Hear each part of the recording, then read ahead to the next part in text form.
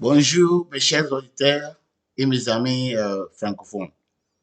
Dans la vidéo que je fais, la deuxième vidéo sur le prophète T.B. Joshua, j'ai parlé sur euh, la, le- des exemples de culte de la personnalité, ou bien culte de personnalité, et j'ai discuté un peu comment il y a vraiment un danger dans, dans la religion. Comment des gens avec des intentions criminelles et des gens qui sont mentalement dérangés trouvent la religion comme un lieu vraiment où ils peuvent se cacher pour commettre des crimes contre l'humanité. Et je donne des exemples comme Jim Jones de Guyana, euh, Kibwetire de l'Ouganda et les autres.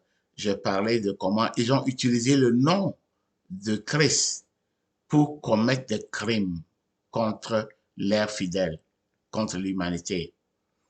Et j'ai dit que c'est un danger et la raison pour laquelle la religion, c'est un, une zone de confort, une zone de sauvetage. Pour eux, c'est que il n'y a pas, d'abord, il y a la liberté de la religion. La loi permet à ce que tout le monde puisse adhérer à n'importe quelle religion et on ne peut pas obliger quelqu'un de croire, d'avoir la foi en quelque chose. Tout le monde a le droit de croire ce qu'il veut. Hein. C'est le droit de la religion, le droit n'est-ce pas, d'adhérer à une groupe ou bien, oui, à une groupe religieux. OK. Donc, dans le monde entier, avec la démocratie, c'est obligatoire qu'on doit respecter le droit des gens à adhérer à des religions de leur choix. Donc, deuxièmement, dans la religion, il y a la force spirituelle et il y a le mystère, il y a les secrets qui sont gardés, qui fait que euh, euh, il n'y a pas l'ouverture. Les gens n'arrivent pas à savoir exactement ce qu'il y a dedans parce que tout est caché, hein, dans le, dans le système de mystère ou bien le système de secrets. On dit ce sont euh, de, de, de mystères que seul le prêtre, seul le pasteur, seul le, euh, la prêtresse peut connaître. Donc, ce sont eux qui connaissent la divinité, hein, ou bien si c'est dans l'Église, ils sont eux qui ont une relation avec Dieu, ils sont eux qui connaissent la parole de Dieu, qui sont formés à interpréter la parole de Dieu, qui sont formés à faire tous les rites de l'Église, ou bien les rituels de l'Église. Donc, euh, à cause de ça, c'est très difficile pour les autorités du gouvernement, la police, etc., de mettre main sur les gens qui sont dans les religions et qui sont en train de commettre des crimes. Et puis aussi, comme il y a le pouvoir, il y a la puissance spirituelle, la religion possède une puissance spirituelle parce qu'il s'agit d'une divinité, il s'agit d'un esprit. Okay. Donc, ils ont tous une puissance qui les protège, une puissance avec laquelle ils travaillent, ils œuvrent dans leur religion. Et souvent, les gens de commerce, hein, la com économique, les chefs de village, les, et les gens, hein, dans la corne sociale, les gens de la société, qui veulent être riches. Les gens, par exemple, il y a ce qu'on appelle Sakawa au Ghana, où on va tuer quelqu'un, on prend sa tête, on va ou bien une partie de son corps. Il y a ça partout.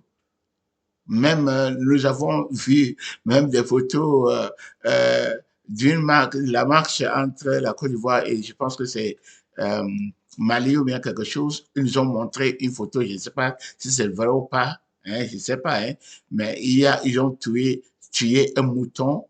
Ils ont mis le drapeau de la Côte d'Ivoire sur ça, ils ont mis du sang sur ça.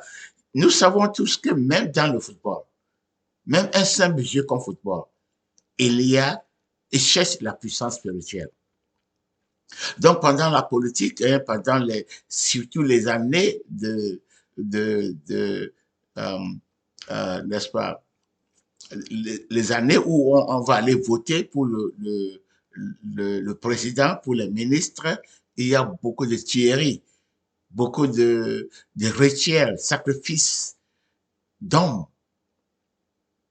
aux démons, aux divinités, hein, pour pouvoir gagner. Les années des élections, c'est partout, partout, surtout en Afrique, c'est partout. Ils font des sacrifices humains. Okay. Donc, à cause de tout ça, les politiciens vont vers eux, vers les prêtres, les prophètes, les gens qui ont le pouvoir spirituel, les gens du gouvernement vont là-bas, même les présidents vont là-bas, et les, les dirigeants de partis politiques vont là-bas, même la police, les militaires, tout le monde va là-bas pour la protection. Tout le monde va là-bas pour devenir riche.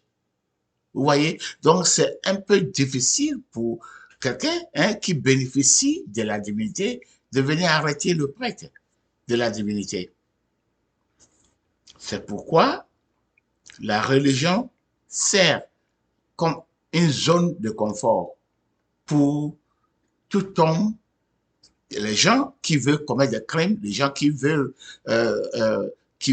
s'enrichir, les gens qui s'enrichir rapidement sans travailler, hein, les gens qui veulent avoir le pouvoir pour régner sur les autres, les gens qui sont mentalement dérangés. La religion, c'est une zone de confort pour eux tous.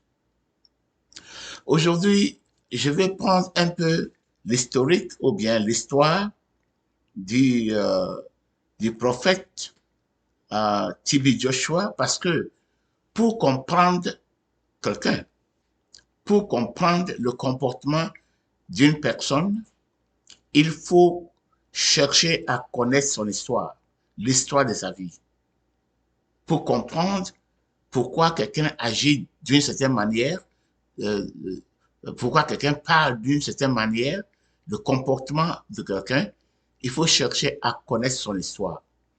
Donc, dans cette présente vidéo, euh, je vais euh, je vais vous dire un peu l'histoire du prophète TB Joshua, le prophète défunt TB Joshua. Et mes recherches sont basées sur les propres websites, hein, le website de SCOAN, ce qu'on appelle Synagogue Church of All Nations SCOAN. C'est l'église de TB Joshua, les websites qu'ils ont écrits là-bas, et puis sur Wikipédia, qui est ou bien une compagnie de recherche vraiment authentique, gratuit, hein, gratuite, sur le YouTube, sur Internet, et d'autres écrits, des journaux qui ont été écrits, et puis, comme j'ai dit l'autre jour, la BBC, la chaîne BBC, hein, le documentaire qu'ils ont fait sur le prophète TB Joshua. Donc, j'ai donc crédit à toutes ces organisations pour l'information que je vais vous donner concernant l'histoire du prophète défunt TB Joshua. Alors, son nom complet, c'est Temitope Balogun Joshua. Temitope Balogun Joshua. TB Joshua. Il est né le 12 juin 1963. Le 12 juin 1963, c'est le jour qu'il est né. Maintenant, c'est lui le fondateur de, comme j'ai déjà dit, le nom de son église, c'est Synagogue Church of All Nations, SCOAN, Synagogue Church of All Nations. Il est aussi le propriétaire de Emmanuel TV à Lagos. Emmanuel TV, c'est une grande chaîne de télévision à Lagos et est le propriétaire. Maintenant, parlons un peu de sa naissance. Selon lui-même, c'est-à-dire TB Joshua, il a affirmé qu'il y a eu des miracles autour de sa naissance. Selon lui, il a passé 15 mois au sein de sa maman avant d'être né. Nous savons que tout enfant normal, sauf dans des cas particuliers, ou bien particuliers, oui, les enfants, les fœtus grandissent pour 9 mois dans le sein de leur maman avant d'être nés. Si ça dépasse 9 mois, c'est quelques semaines seulement, 1 semaine, 2 semaines. Mais selon lui-même, il a passé 15 mois au sein de sa maman avant d'être né. Le 2, il affirme que sa naissance avait été prophétisée un siècle plus tôt. Ça, c'est avant sa naissance. 1000 ans avant sa naissance, on a prophétisé qu'il serait né. Il devrait être né. Je ne sais pas d'où vient cette information. Je ne sais pas comment, dans ce village, dans son village, en 1963, il pouvait avoir une prophétie de 1000 ans. Qui a écrit cette prophétie? Qui a gardé cette prophétie concernant la naissance de TB Joshua? 1000 ans avant, 1000 ans plus tôt. Mais c'est ce que lui-même il a dit à ses adeptes qui l'ont cru. Il est né dans la pauvreté et sa famille Yoruba comprenait ou bien comprend à la fois des musulmans et des chrétiens. Okay. Il a vécu avec son papa qui était chrétien, mais lorsque son papa est mort, c'était son oncle musulman qui l'a élevé. Son oncle musulman l'a élevé, son papa est mort très tôt et c'est son oncle qui l'a élevé. Donc, il a grandi avec un père musulman. All right. Parlons de son éducation. Comment est-ce qu'il a été éduqué? Selon le website de son église, TB Joshua a fréquenté l'école primaire de Saint Stephen's Anglican School. C'est l'école primaire de Saint Stephen, Saint-Étienne, bon, et Saint-Étienne, Saint Stephen's Anglican School, dans son village natal, à Regidi, à Koto, au Nigeria, entre 1971 et 1977. Donc, il a fait l'école primaire dans son village natal, à Regidi, à Koto, au Nigeria, entre 1971 et 1977. Donc, après l'école primaire, il a fait une année d'école secondaire. Et Après cette année d'école secondaire, il a quitté l'école et il est allé travailler dans une ferme avicole, une ferme de poulailles où on élevait des poules. Donc, il a eu une seule année de l'école secondaire et il a quitté pour aller travailler dans une ferme avicole. Okay. Donc, c'est tout ce on connaît concernant son école. Il n'a pas fait, il n'a pas complété des études secondaires. Il a fait seulement une année de l'école secondaire et il a quitté pour aller travailler. Nous ne savons pas la raison pour laquelle il a quitté l'école secondaire. Peut-être ça pouvait être à cause de la pauvreté, peut-être qu'il n'avait personne à le soutenir financièrement dans l'école, ou bien, je ne sais pas si c'était lui-même qui a quitté, on ne sait pas. Maintenant, parlons de sa vocation. Cela dit son appel. Lorsqu'il a quitté euh, l'école, il a commencé à travailler dans cette ferme avicole. Il a travaillé un peu seulement et puis il a quitté là-bas et il a commencé à, selon ce qui a été écrit, ou bien ce qui est écrit sur les websites, Squam websites, il a commencé à enseigner des enfants, à apprendre aux enfants la Bible. Je ne sais pas où ils n'ont pas spécifié où il faisait ça, soit dans une maison quelque part ou bien dans la rue, mais ils ont dit aussi qu'il lavait les pieds des gens, les pieds sales des gens, il lavait les pieds. Mais ils ont indiqué que pendant qu'il était dans l'école secondaire, une année qu'il a passé dans les études secondaires, on l'appelait le petit pasteur parce qu'il aimait la Bible, il avait toujours une Bible à main et euh, il aimait lire la Bible. Voilà.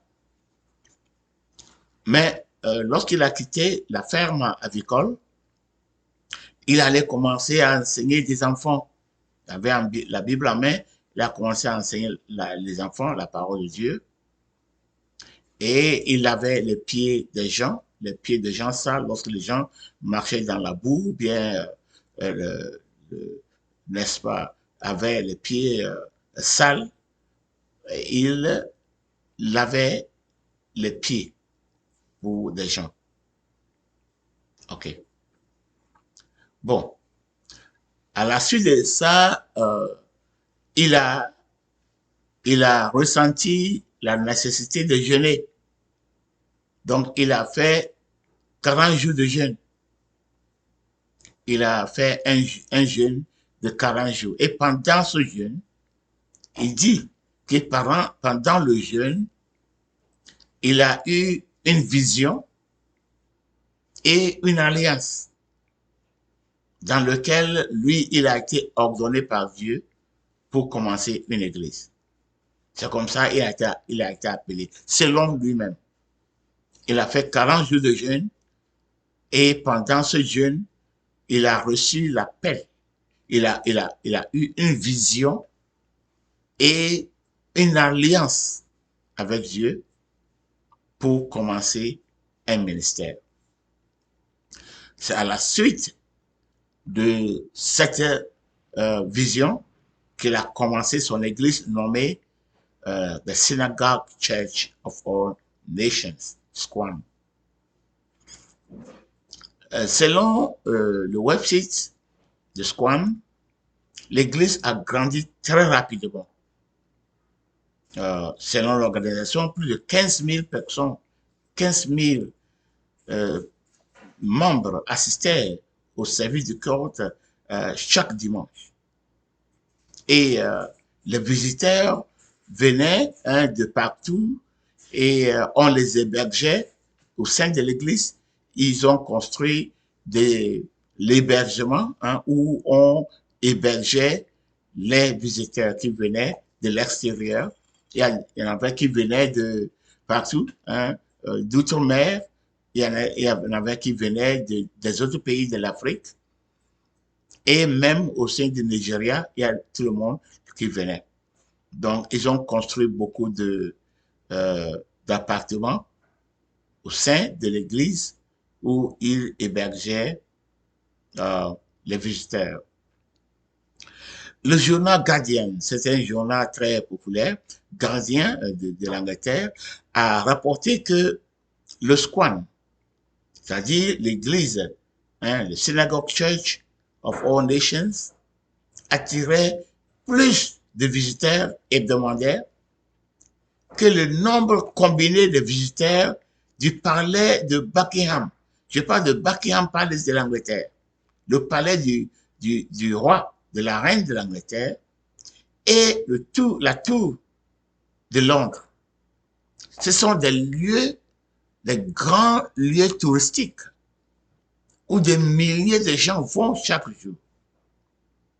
Mais selon le grand journal Guardian, les membres des visiteurs, les membres des gens qui venaient chaque semaine dans l'église de TB Joshua dépassaient le nombre de visiteurs à Buckingham Palace et à la tour de Londres combinée. Ça, c'est pas n'importe quoi. C'est pas n'importe quoi. Et je peux dire que cet homme était un homme extraordinaire. Le prophète TB Joshua n'était pas n'importe qui. Il était un homme extraordinaire. Et comme vous allez voir, il est né dans la pauvreté. Il n'a pas fait de grandes écoles.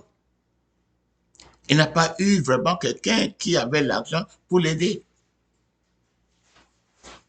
En anglais, on peut dire self-made person. C'est quelqu'un qui s'est fait, qui s'est lui-même produit.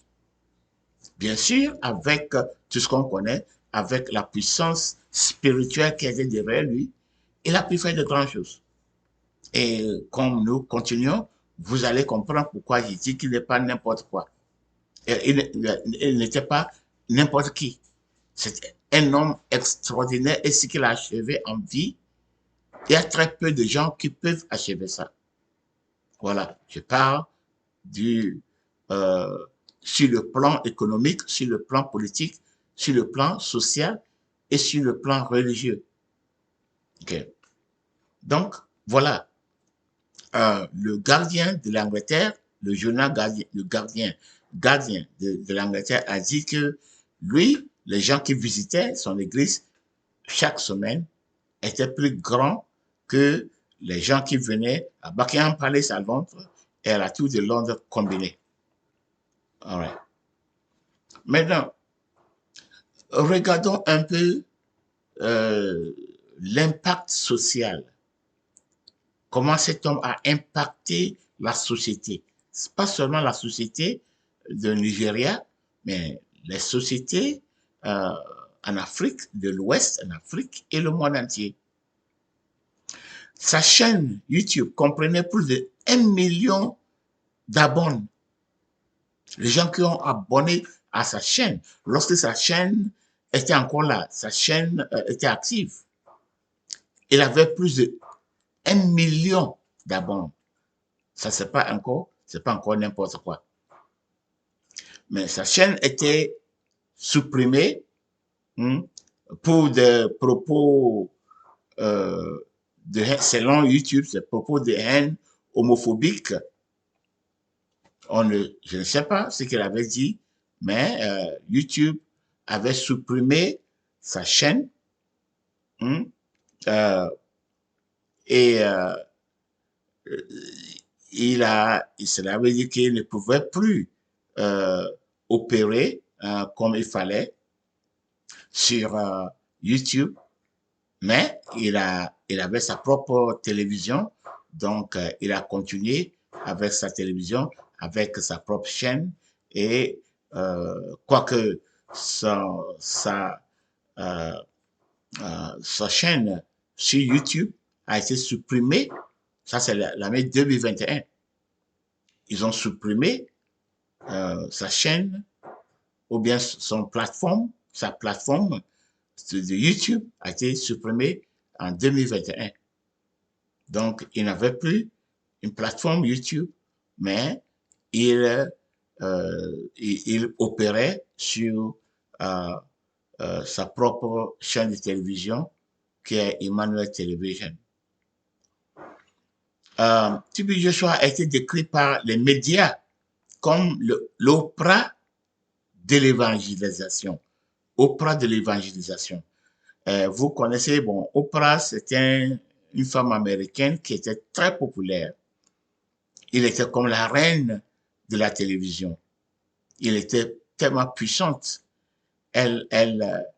Lorsqu'elle vivait des présidents du monde entier, elle était là, elle était très éloquente, c'était une grande dame. Aujourd'hui, je pense qu'elle est en Afrique du Sud, elle a établi une grande école pour les filles. Et TB Joshua a été comparé à Oprah Winfrey. Hein? S'il y en a parmi vous qui connaissez Oprah Winfrey, c'était une des plus grandes dames de la télévision. Et TB Joshua est comparé à Oprah Winfrey. Il était aussi considéré comme le pasteur le plus populaire de YouTube au moment où sa plateforme de YouTube existait. Il était considéré comme le pasteur le plus important, le plus populaire sur YouTube. Plus populaire que tous les autres pasteurs du monde, y compris les pasteurs des États-Unis, de l'Angleterre, partout. TB Joshua était plus populaire que eux tous. Donc, il avait un impact social mondial. Les gens le suivaient. Il faut regarder 1000 abonnés sur le YouTube. C'est pas n'importe quoi. Donc, il y avait des millions, voire des milliards de gens. Et tout ce qu'il faisait, hein, était vraiment, tout ce qu'il faisait était rapporté sur, n'est-ce pas, YouTube. Et YouTube, c'est le lieu où tout le monde va pour des informations. Donc, tous ces gens qui le regardaient, écoutaient ses messages, écoutaient sa doctrine, voyaient ses miracles qu'il faisait dans les églises, tout ce qu'il disait, les gens suivaient ça. Donc, c'est pour cela qu'il y avait des adeptes partout dans le monde. Partout dans le monde. OK. Maintenant, nous allons parler de l'impact économique. Comment cet homme, TB Joshua, et son ministère a impacté le système économique de Nigeria. Il a reçu plusieurs récompenses selon, n'est-ce pas, les rapports sur sa propre website, sur Wikipédia. Il a reçu beaucoup de récompenses nationales. Par exemple, on lui a donné la reconnaissance comme, n'est-ce pas, officier de l'ordre de la République fédérale, OFR. Officier de l'ordre de la République fédérale du gouvernement du Nigeria en 2008. Et cet ordre, ce n'est pas à n'importe qui qu'on donne ça. Je parle du gouvernement du Nigeria, l'a reconnu, a donné je ne sais pas comment dire ça, award, en anglais on dit award, il a été donné cette reconnaissance d'officier de l'ordre de la République fédérale par le gouvernement du Nigeria en 2008. Ça, c'est TB Joshua. Encore, il n'était pas n'importe qui. C'était un homme qui s'est développé, un homme qui avait un impact puissant sur la société, sur, n'est-ce pas, le plan économique, sur le plan social, sur le plan politique et sur le plan religieux. Il a été élu l'homme Yoruba de la décennie par le média pan-Yoruba de Ilorin Ondua. l'État de Honduras State. C'est là-bas son État. Donc, il y avait cette média de Pan-African Yoruba, Pan-African Yoruba Media, qui l'ont nommé l'homme de la décennie. 10 ans. Pendant 10 ans, il était élu comme l'homme de la décennie. Voilà. Aussi, il a été désigné comme l'un des 50 personnes les plus influentes, n'est-ce pas, de l'Afrique. Il était parmi les 50 personnes les plus influentes en Afrique par, n'est-ce pas, nommé par des journaux, des magasins panafricains tels que The Africa Report et New African Magazine. Ces deux magasins panafricains l'ont nommé comme l'un des 50 personnes les plus influentes en Afrique. Ce n'est pas n'importe quoi. Il y a beaucoup de présidents qui n'étaient pas nommés.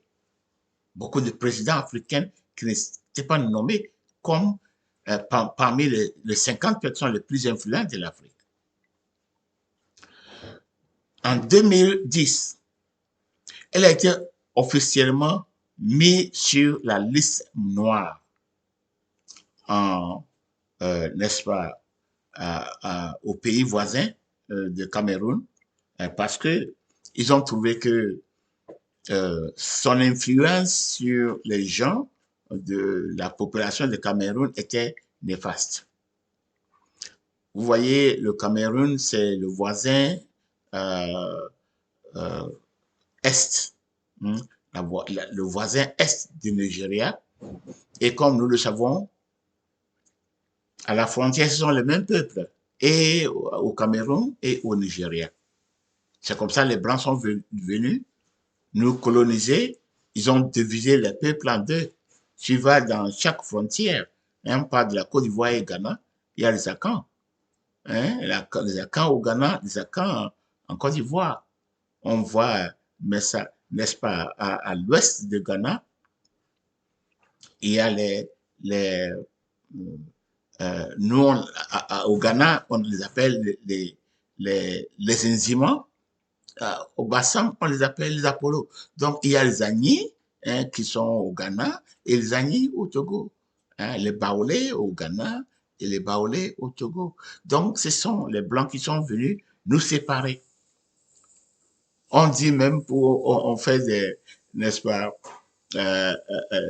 on dit des choses drôles comme que dans un village qu'on cite, c'est quel village même, Osaya Kro, Motaki Kro, quelque part là-bas, il y a la frontière ivoirienne, la frontière entre le Ghana et l'Ivoirien, ça passe dans une maison. Donc, une partie des membres de la maison dorment en Côte d'Ivoire et d'autres membres dorment au Ghana dans le même bâtiment. Une partie dort au Ghana, une partie aussi dort au Togo. C'est comme ça. Donc, si tu vas à la frontière, ce sont les mêmes peuples, la même langue, les coutumes sont les mêmes, leurs traditions sont les mêmes. Hein.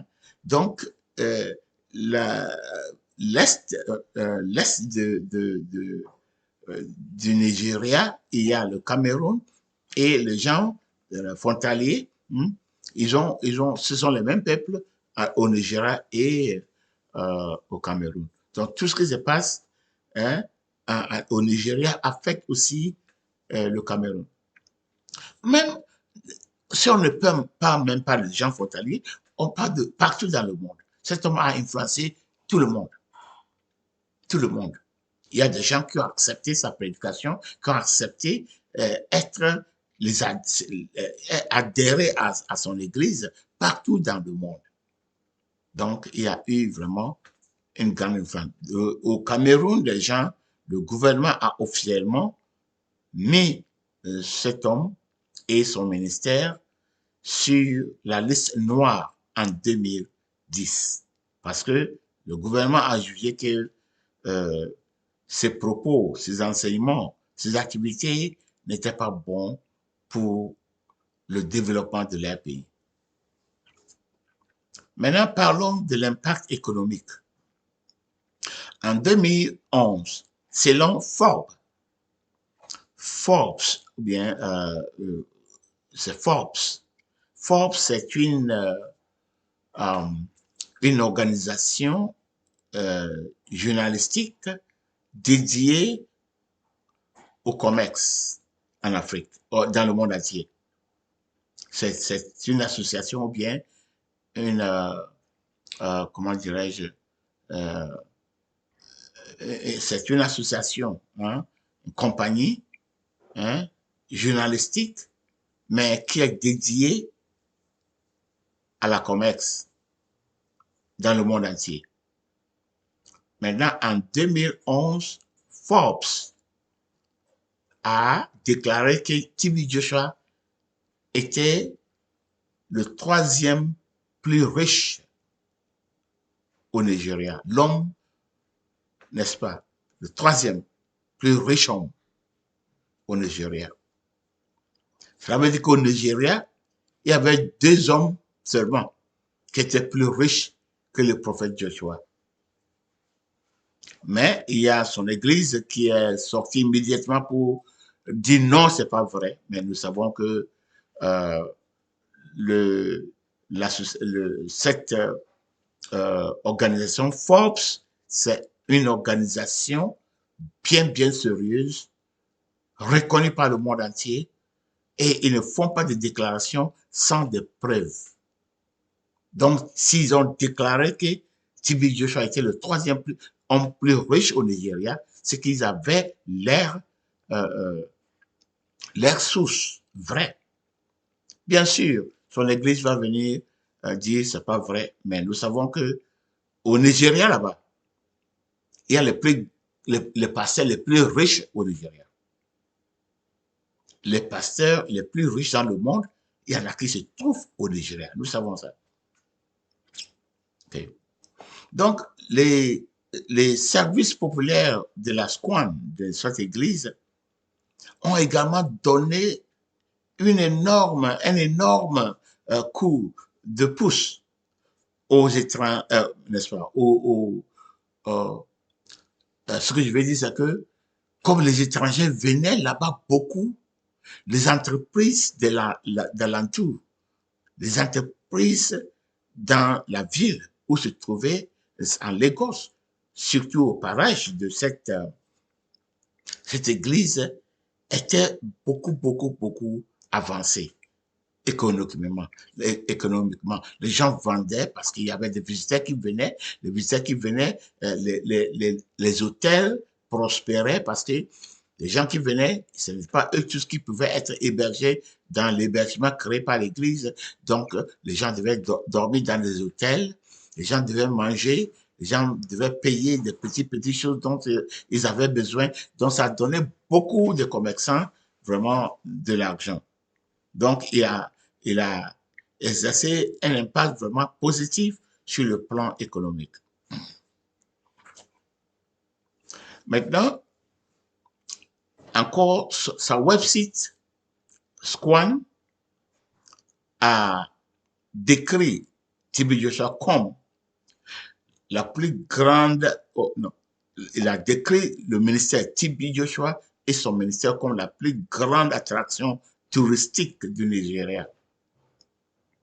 La plus grande attraction touristique du Nigeria. Cela veut dire que parmi tous les sites, tous les lieux de tourisme, l'église était le plus grand lieu, le plus grand le centre touristique. Son église attirait plus de visiteurs touristiques que tout autre lieu au Nigeria. La destination la plus visitée par le touristique religieux en Afrique de l'Ouest. Il a été, c'est-à-dire, il a été reconnu, le SCOAN, l'église, a été reconnu comme la destination la plus visitée par les touristes religieux en Afrique de l'Ouest. C'est pas une petite chose. C'est pas n'importe quoi. Les chiffres publiés par le service d'immigration, les services d'immigration au Nigeria, les services d'immigration du gouvernement du Nigeria indiquent que 60% de tous les gens, tous les visiteurs du Nigeria venaient à cause de cette église. 60%, c'est-à-dire 6 de chaque 10 personnes qui venaient au Nigeria, 6 de chaque visiteur qui venait de l'extérieur du pays et même l'intérieur du pays qui venait de l'extérieur du pays pour venir au Nigeria, venait à cause de cette église. Ils visitaient cette église. Ça, c'est, n'est-ce pas, le service d'immigration nigérienne. 60% des visiteurs au Nigeria venaient là-bas à cause de l'église. C'est pas n'importe quoi. Maintenant, ça fait que ça a tellement inspiré le monde entier que le Parlement zimbabwéen ont considéré, vraiment, ils ont discuté l'impact que l'Église, Synagogue Church of All Nations, l'impact que ces églises avaient sur le plan touristique. C'était tellement important que le Parlement de Zimbabwe en a discuté. Comment est-ce que nous aussi, on peut faire pour améliorer le tourisme religieux dans notre église? Parce qu'ils se sont rendus compte que le tourisme, les gens qui venaient à cette église apportaient beaucoup de ressources financières. Les ressources financières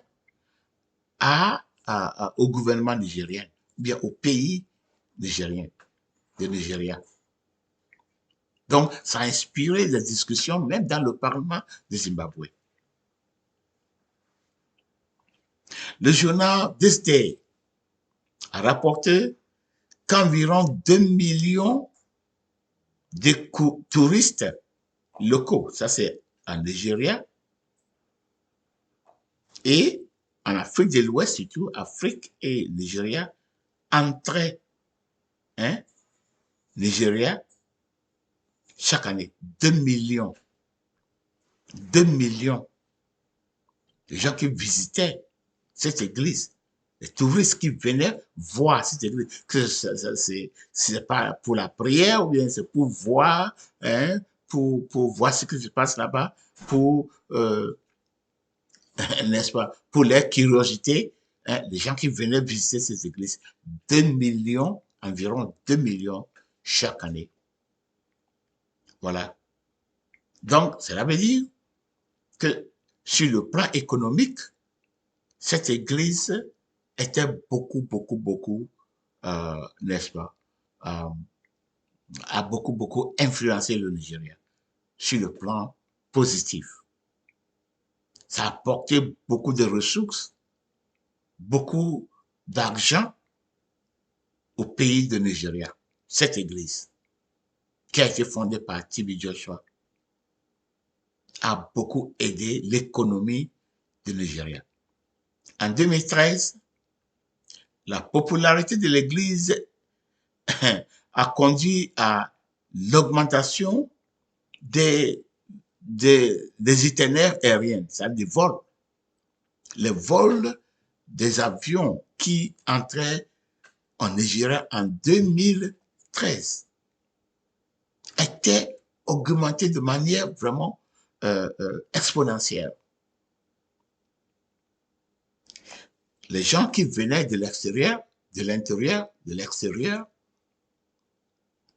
de l'Afrique, des États-Unis, de l'Europe, de l'Asie, les gens qui venaient, les vols qui entraient en 2013 était augmenté à cause de l'Église. Tout le monde voulait venir voir parce que sa chaîne de télévision était reportée partout. Les gens voyaient les miracles spectaculaires pendant le culte. On voyait des choses impossibles. Tout le monde voulait venir voir.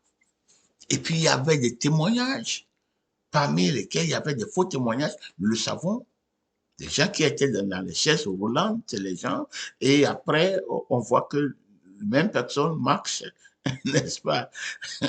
On a su ça avant sa mort, beaucoup de choses ont été exposées. Il y avait 2 personnes qui sont sorties, il y avait un de ces passages, hein, et une autre dame qui sont sorties avant sa mort, il y a des années, qui ont pu exposer certaines choses qui se passaient dans cette secte de TB Joshua. Et, mais il était vivant, il continuait, et les gens n'ont pas pris ça au sérieux jusqu'à ce qu'il meure. Et c'est après sa mort que vraiment le documentaire de BBC est sorti où ils ont interviewé et sa propre fille, Adjoké, et ses disciples, les gens qui étaient vraiment proches de lui, qui sont sortis maintenant pour dire la vérité. Voilà. Mais il a exercé une influence magnifique, une grande influence sur la population, non seulement la population nigérienne, la population ouest-africaine, la population africaine, mais la population du monde entier. Maintenant, la contribution de TB Joshua et son église à l'économie de Nigeria a été vraiment mise à l'épreuve ou bien démontrée lorsqu'un jour TB Joshua était en train de prêcher et pendant sa prédication, il a dit que, oh, moi-même, je vais déménager mon église pour aller en Israël. Je vais déménager, prendre toute l'église. Mon église ne sera plus à Lagos. Je vais aller maintenant rester en Israël. Ça a causé une panique dans le gouvernement. Parce que le gouvernement savait que l'église apportait beaucoup de revenus. L'église amenait beaucoup de valeur économique au pays. Donc, lorsqu'il il a dit qu'il voulait déménager, amener toute son église, tout son ministère en Israël, le gouvernement a paniqué. Le gouvernement a dû intervenir pour dire non, il ne faut pas faire ça, et non. Et quelle raison est-ce que le gouvernement a donné? C'était drôle parce que le gouvernement disait que toi-même tu connais Israël, là-bas, tu ne pourras pas avoir de tel nom parce qu'il y a la guerre en Israël, tout le temps il y a le conflit entre les Palestiniens et les Israélites. Lorsque tu vas là-bas, tu ne vas pas avoir le nombre de visiteurs que tu as au Nigeria. Mais en réalité, ils avaient peur qu'ils allaient perdre, n'est-ce pas, leurs ressources économiques si TB Joshua partait en Israël avec son église. Voilà. Maintenant, cette église n'a pas eu d'autres succursales. Antennes, comme des antennes, nous savons que les églises, de telles grandes églises, l'église méga, il commence à un lieu, lorsque l'église grandit, il va dans une autre ville, il continue à répandre, à se répandre, à bâtir des temples, à multiplier les églises partout dans le monde. Et c'est ce que les grandes églises, les grands pasteurs de l'Afrique, de partout, surtout en Afrique, c'est ce qu'ils font. Ils commencent en Afrique et puis ils multiplient dans les grandes villes de l'Afrique et puis ils vont en Europe, ils vont aux États-Unis, ils commencent à répandre les églises dans des grandes villes. TB Joshua n'a pas fait ça. En fait, il y a un seul succursale de son église. Il y a une seule antenne. Et cette antenne se trouve à Accra, au Ghana. Il n'y a pas d'autre dans le monde entier.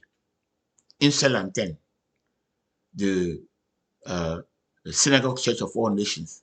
La seule antenne qui existe, c'est au Ghana. Le prophète T.B. Joshua a dit que en 2014, il a dit qu'il n'était pas encore le temps pour lui d'avoir des succursales, des antennes dans le monde entier. Mais lorsque tu considères son ministère, la manière dont il opère, tu regardes comment il a commencé, où il a reçu son appel, où il a reçu même, n'est-ce pas, son pouvoir, la puissance avec laquelle il travaille. Nous savons que si il multiplie des églises, ce sera difficile de trouver quelqu'un pour opérer comme lui, comme pasteur. Mais si il mettait un pasteur, ce pasteur ne pourrait pas opérer comme lui. Ce pasteur ne pouvait pas faire les miracles que lui il faisait. Et puis, c'était pas possible. Le jour où il est venu à Accra pour inaugurer la seule branche, la seule antenne qu'il avait dans le monde entier, à Accra, il y a 4 personnes qui sont mortes. Il y avait tellement la foule, des gens qui sont venus de partout de Ghana pour même mettre l'œil sur T.B. Joshua, voir T.B. Joshua en personne. 4 personnes étaient piétinées, ils sont morts. L'inauguration d'un ministère dit chrétien a mené la mort de 4 personnes. Il y a des gens au Ghana, beaucoup de gens ont posé des questions. Est-ce que c'est pas pour des sacrifices humains? Est-ce que c'est pas quelque chose de spirituel qui a été pris pour mettre sur la fondation la mort de ces 4 personnes pour poser la fondation de l'église au Ghana? Personne ne peut dire oui ou non. Mais c'est ce qui s'est passé au Ghana. 4 personnes ont été piétinées.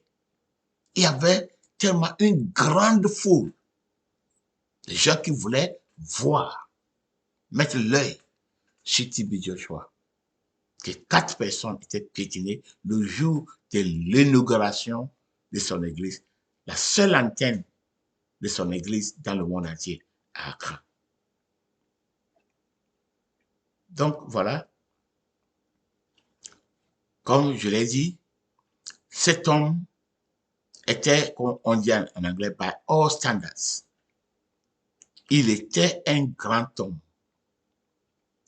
Il a exercé une influence très, très, très, très forte sur le plan économique, sur le plan politique, sur le plan religieux et le plan social. Il était reconnu par le gouvernement du Nigeria. Des ministres, comme nous le savons partout, hein, les ministres, les policiers, les gendarmes, n'est-ce pas, l'armée, les gens étaient avec lui. Les gens allaient là-bas pour le pouvoir. Combien de gens en Afrique ne sont pas allés là-bas pour la guérison ou bien pour l'onction? L'onction pour qu'ils viennent eux-mêmes commencer leur ministère. Il y a beaucoup. T.B. Joshua est mort le 15 juin 221 à son domicile à Lagos. Peu après son enseignement du samedi soir. La raison pour la mort n'a pas été divulguée, on ne sait pas. On sait que c'était un samedi soir, il allait enseigner dans son église et un peu après l'enseignement, il est mort. 5 juin 2021. OK. Ça, c'est le prophète TB Joshua. Comme j'ai dit, il n'était pas n'importe quoi, n'importe qui. Si tu vois son, son commencement, comment il a commencé, sa naissance, comment il a été élevé dans la pauvreté, sans de grandes écoles, sans de grandes études, comment cet homme est arrivé à achever de grandes choses, être un homme parmi les plus populaires du monde, le plus reconnu du monde. C'était vraiment merveilleux. Donc, je vais conclure avec mes observations. D'abord, lorsque je faisais la recherche, la chose la plus importante que je cherchais à voir, c'est qui a formé TB Joshua.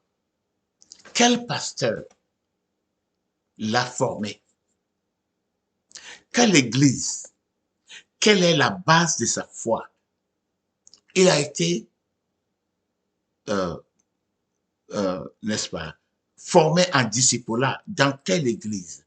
Il a été formé en discipulat par quel homme de Dieu? Par quel pasteur? Je n'ai pas trouvé cette information. Je pense qu'il n'y en a pas. Parce que s'il y en avait, ils allaient écrire ça sur sa website. Et Wikipédia, et dans le documentaire de BBC, personne ne dit rien concernant sa formation. Comment il a été formé, quelle église il a fréquenté, quel pasteur, quel apôtre lui a formé, rien n'a été dit de ça. Ça m'a choqué un peu, parce que si tu poses la question à la plupart des pasteurs, de tous ceux qui se disent hommes ou femmes de Dieu, ils ont tous leur père spirituel ou bien leur mère spirituelle. Cela veut dire quelqu'un qui les a élevés. On ne se lève pas pour devenir un grand homme de Dieu ou bien une grande femme de Dieu. Non, on est élevé par quelqu'un. On a appris la Bible, à lire la Bible, à comprendre la Bible par quelqu'un. On a appris la doctrine chrétienne par quelqu'un. On est formé en disciple par quelqu'un. Je n'ai pas trouvé ça. S'il y en a, je n'ai pas vu encore. Dans mes recherches, je n'ai pas encore vu. Et lui-même, il n'a jamais parlé de son père spirituel ou bien de l'église où il a été formé. Tout ce que nous savons, c'est que il est né par des parents qui étaient dans l'église, dit chrétien, mais à la mort de son papa, il a été élevé par son oncle qui était musulman dans les villages à Regidi, à Koto, au Nigeria. Okay? Et puis, on sait, n'est-ce pas, qu'il a fait l'école primaire, c'est Anglican Primary School. Et après ça, il a fait l'école secondaire pour une année seulement. Et après cette année d'école secondaire, il est sorti et il a commencé à enseigner les enfants. Donner des enseignements aux enfants. Les enseignements de la Bible, apprendre il a ramassé les enfants, il a commencé à les enseigner la Bible. Après ça, il a jeûné pour 40 jours et pendant le jeûne, il a reçu son appel et pendant le jeûne, il a reçu cette vision et lui-même, il dit une vision et une alliance. Et c'était pendant cette vision et l'alliance qu'il il a été euh, euh, oint dans cette vision, ou bien il a été appelé pour commencer son église. Donc c'est étonnant. Ça, c'est la première chose. C'est étonnant qu'on ne voit pas l'influence des autres hommes de Dieu, on ne voit pas l'influence d'une église quelconque dans la vie de T.B. Joshua. Il s'est levé comme ça, il a fait le jeûne. Dans le jeûne, il a dit qu'il a eu une vision et il a été appelé à commencer l'église et il a commencé.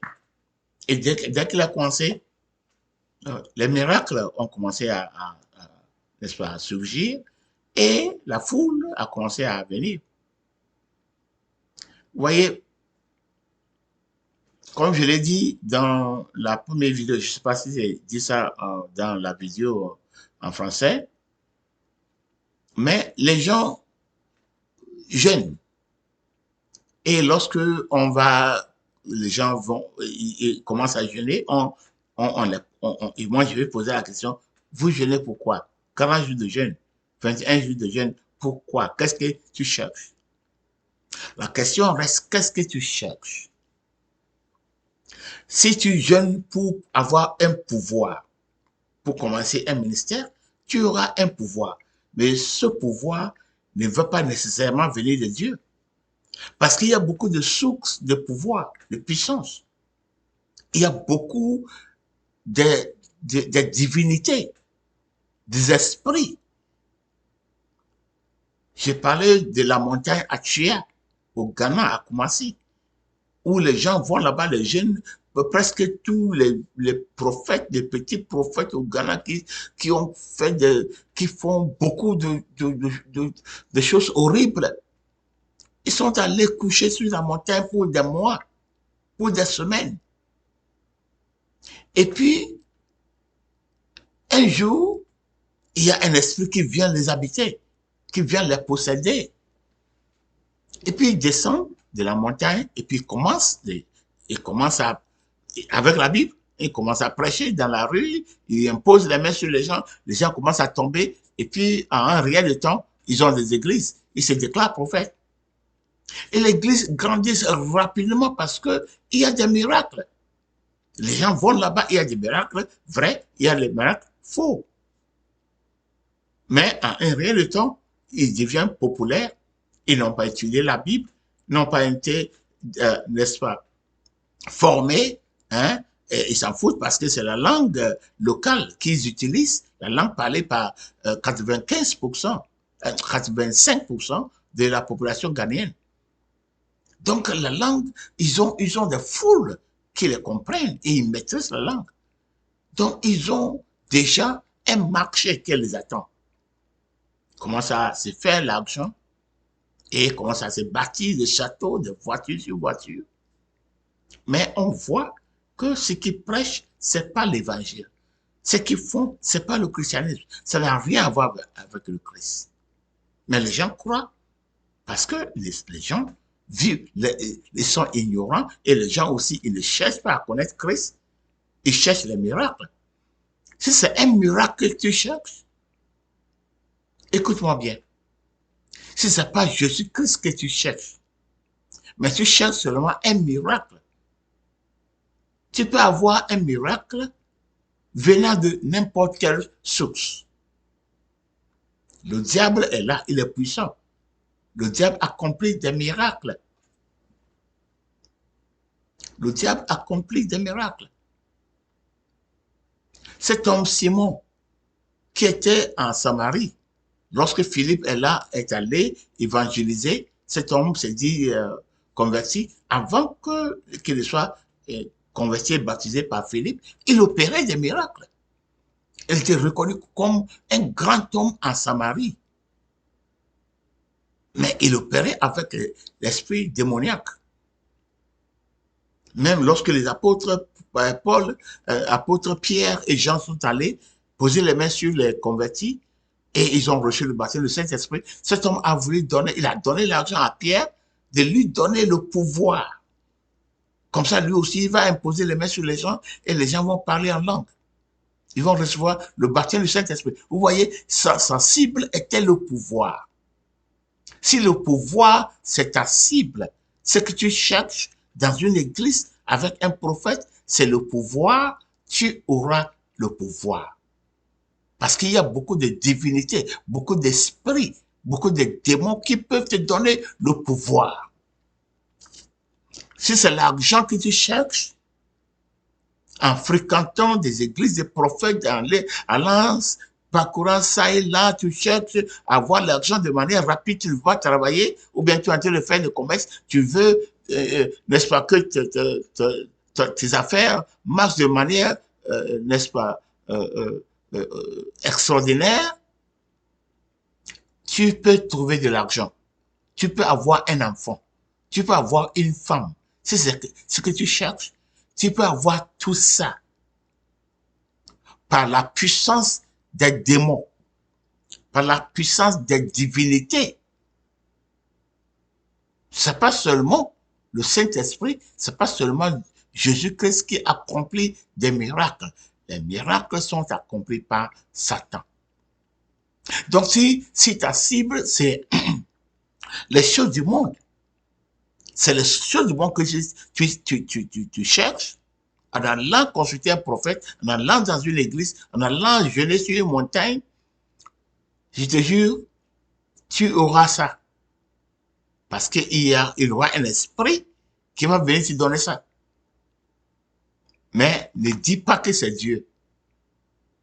La Bible dit, Jésus-Christ dit, et Dieu a dit, même dans l'Ancien Testament, avec que Jésus-Christ nous la répète, ceux qui cherchent le Père, ceux qui me cherchent, me trouveront. Si tu me cherches de tout ton cœur. Jérémie chapitre 29, verset 13, à verset 12 et 13. Tu me chercheras et tu me trouveras, lorsque tu me chercherais de tout ton cœur. Ceux qui cherchent Dieu, Dieu se révèle à eux. Si c'est Jésus-Christ que tu cherches, il va se révéler à toi. Il va se révéler. Tu vas le connaître.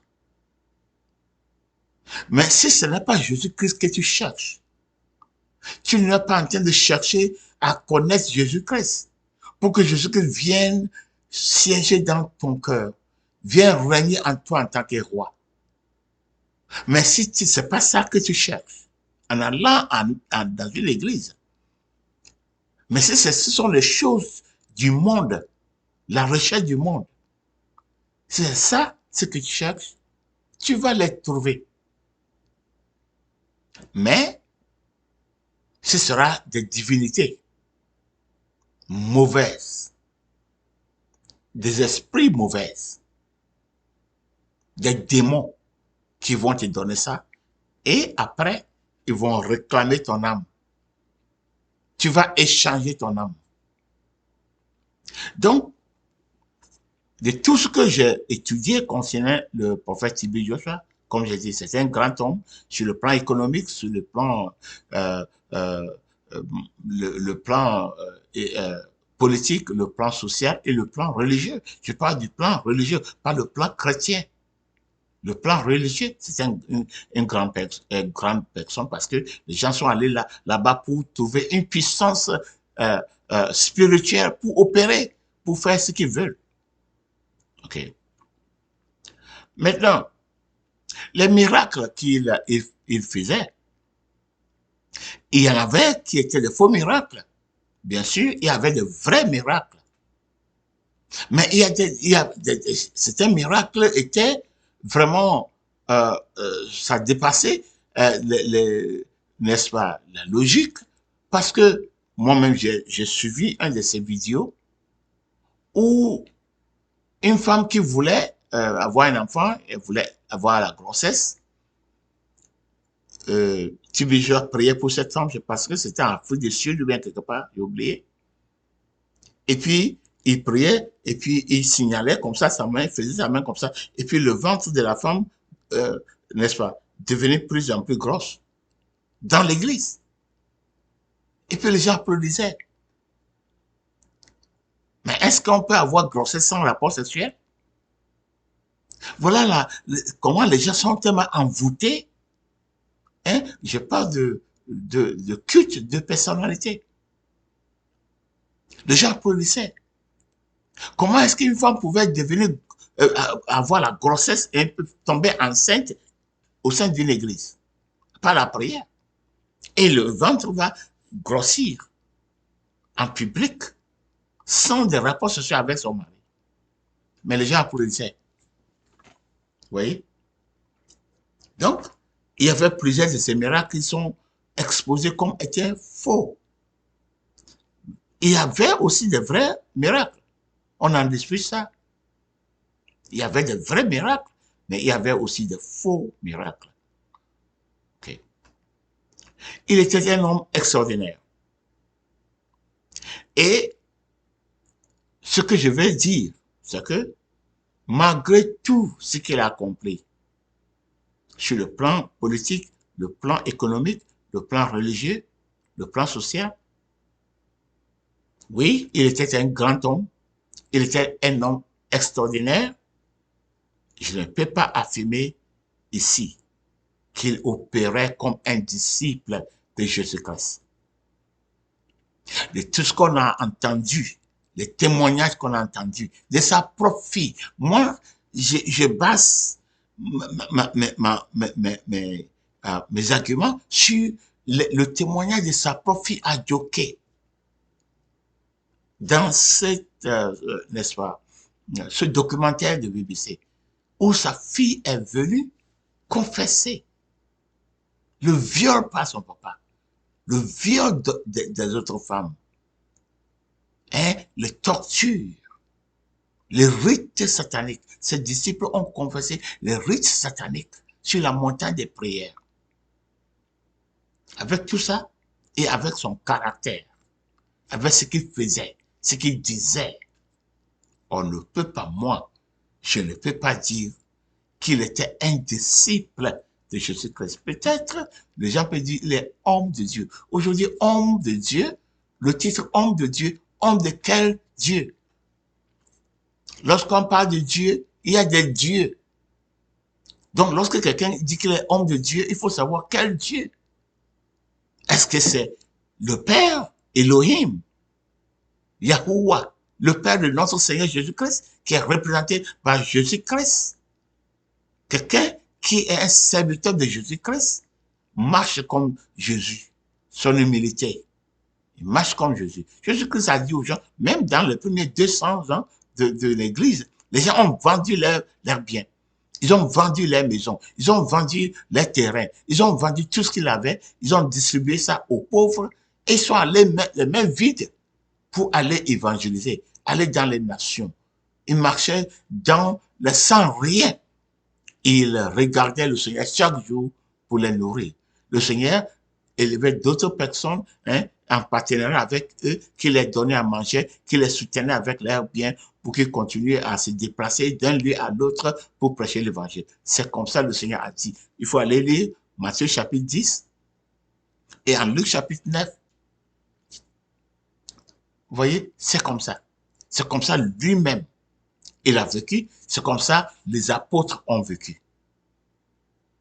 C'est l'exemple de quelqu'un qui n'est pas, qui est disciple de Jésus-Christ. Titre homme de Dieu, femme de Dieu, oui. Si quelqu'un dit homme de Dieu, il peut être homme de quel Dieu? Satan se fait Dieu. Il y a des divinités qui se font Dieu. Il y a des dieux. Mais, serviteur de Jésus-Christ, marche comme Jésus. Il vit comme Jésus. Il obéit à la parole de Jésus-Christ.